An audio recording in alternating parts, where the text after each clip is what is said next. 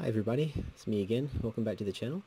Today we have just a little quick sample from a workshop that I actually didn't get to present for the Sydney Comics Guild yet due to some problems with scheduling. But I will be presenting this workshop in full fairly soon, so everyone from the Sydney Comics Guild happens to be watching this, it's coming.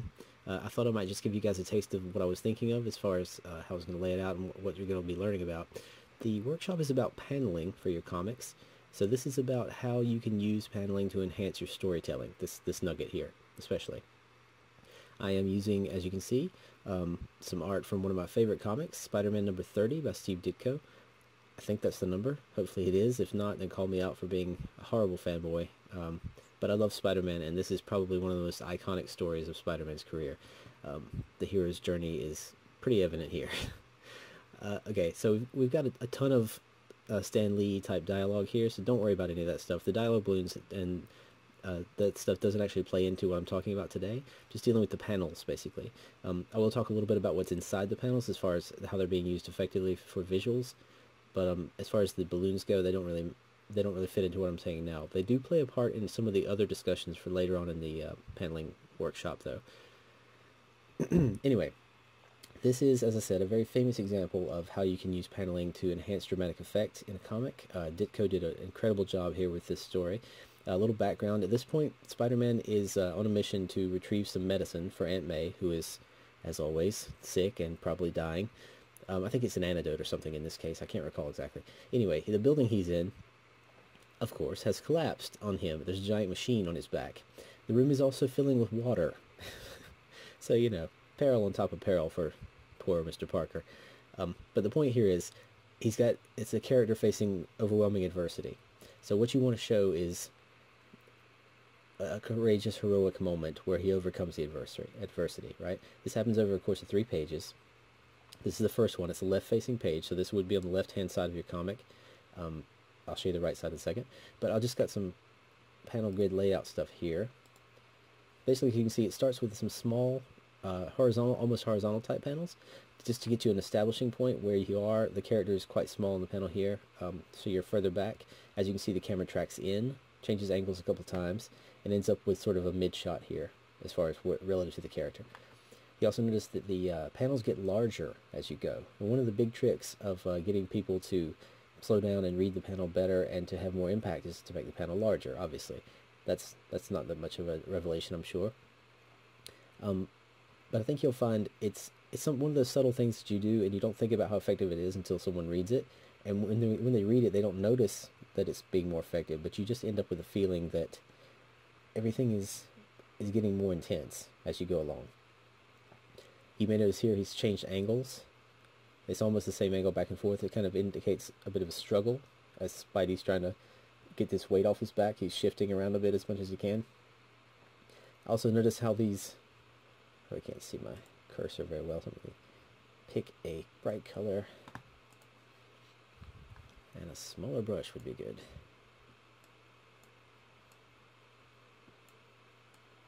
Okay. You notice that there are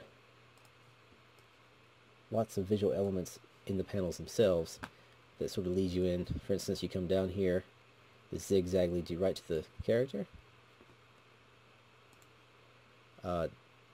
You've got water drips coming down actually on the character and down into the scene, indicating where you're supposed to be leading to is the interaction between the machine and him. Again, the water's coming off him. The angle here is very dynamic because dynamic angles that aren't vertical or horizontal tend to increase tension. So even when you switch back to the opposite angle and you've got this strong vertical here, you've still got the dynamic angle of the arm. Even this arm's slightly bent as well, and there's the machinery in the background, obviously, leading you down as well. So it feels like the weight is coming down on him. That water is a really good element for this, where it's combined with the machinery to sort of pressing down on him.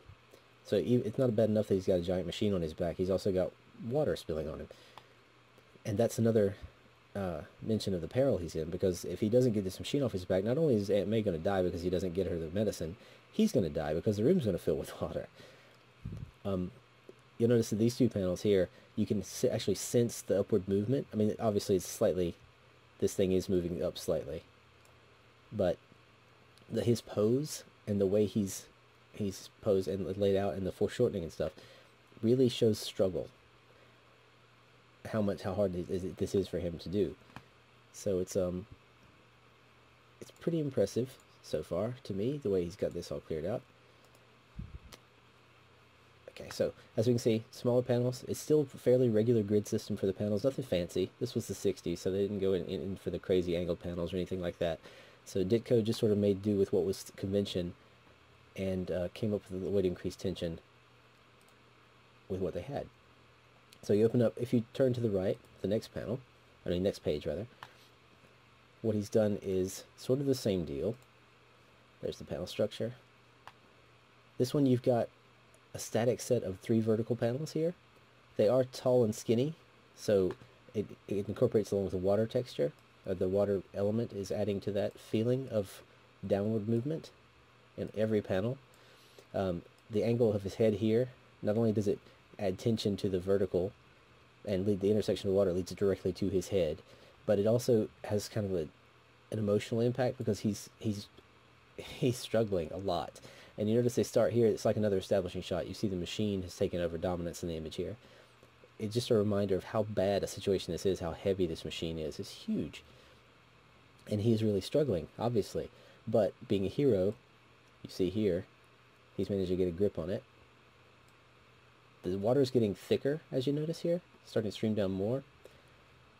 And notice, of course, the most obvious element, this giant half page or 2/3 page panel down here. This is where things really start to get dramatically tense. The 3 panels here are set up because they're the same width and height. They act as sort of individual beats. If you want to think of it in terms of film, which a lot of people relate film to comics, these would be 3 shots of equal length and probably the same angle camera, although that seems a little closer, but I think it's still pretty much the same angle. Although if you take this one, I just noticed this actually, if you take this as a close-up, that's a mid shot, you're pulling back to a 3/4, and then you're pulling back more. So in camera terms, you're backing away from the action because something big's about to happen, but visually, it's just giving you more space and more impact. And obviously, the bigger the panel is, the longer it's going to take you to process, and the more impact it's going to have because of more elements in it in general. But I think you can see, beyond just that, the sheer use of the size of the panel and the elements in it are still all leading to him. He's completely enclosed in the shape of the machine now. So this is sort of do or die here. If he doesn't lift at this point, the next thing you're going to see is going to be just the machine, because he's encased inside it completely. He's not poking out of it here. He's not arm out of it here trying to get free. He's under it, basically. So this is as tight as it's going to get. Let's get rid of that. Okay, so you flip through those 2 pages, and then you turn the page, and this is an important aspect to think about, because in the comic, lead-ups can often pay off better if they come on a page turn, because you'll come to the point where you're like, okay, what's going to happen next? You want to turn the page and see. And in this case, you do that, and you're rewarded with a giant splash page, a whole panel page of Spidey throwing the machine off him. You still got the vertical elements coming down, leading us to him. Notice how his angle is more, I guess, a more optimistic attitude. It's up and to the right. Normally we would read left to right, so anything moving more to the right is going to feel kind of, it's going to lead us, it seemed like a positive direction. Like we'd be reading, that would be a more, you succeed by getting to the end, so this is sort of, it's a vague term, but I'm just thinking that seems a little more positive to me than the downward angle of the head in the other shot. The point here, though, I wanted to make is that the panel size alone is enough to sell this as a dramatic event. Because you start off with, smallest possible panel. You move up to mid-size to giant panel. And then the payoff giant size page. And this is a right-hand page. Let's start to the left-hand page. So there's more story to the right, so this angle also leads into that as well. So having him throw it off behind him not only shows the whole figure, triumphant pose, but also visually drives us to the next page. Because this can feel like a finale. If you just did a straight-on shot of him lifting it off him, or throwing it behind him, it would seem a lot more final. But you want them to continue reading the story. This isn't a chapter break or anything. There's actually, the next scene in the comic is him standing up. So You might, in a film, you would cut away at this point, or you cut back for dramatic angles so you can see him throw it off him. But in a comic like this, you have to maintain the reader's interest and keep them moving towards the next page. So I think that's what he's done here with the elements, the elements of energy, in this case, the flying water, not the dripping water, but the flying water off the machine, the angles of the machine itself, the angles of his body, even his nose is pointing up like that. The colors of his costume are pointing up this way. Sort of everything's kind of, upper right. And we would start reading the next page right there. So they all help to lead to the next page. And that's kind of what you want to do with your paneling, is move people along, get them to pause where you want them to pause, and get your story's impacts to be as strong as possible based on how you visually depict the image. Comics are a visual medium, and anything you can do visually is going to catch people's attention. Sure, you could read all this, and if you read this, for Stan Lee, it's actually pretty sedate, but it has the triumph, and build-up is also found in the text, but most people are probably going to look at the image before they read the text. It's too hard not to. So if you can focus on making your images and your panel selections and your choices about how you use the panels effective, it's going to just add a modifier to how effective your comic is. Anyway, that's a taste of the workshop. There's a bit more to it, of course, but I just wanted to sort of make up for missing the workshop originally. Sorry about that again, guys. So this was a little taste of it. I'll be doing it again fairly soon. Keep an eye on the Facebook page for the Sydney Comics Guild if you want to know when you can attend. And possibly if there's any interest in it, I might do a full-length video for the rest of the workshop, and we'll have that out there to replace this little sampler for you. At any rate, as always, thanks for watching. I hope you guys are enjoying your projects, and keep making stuff.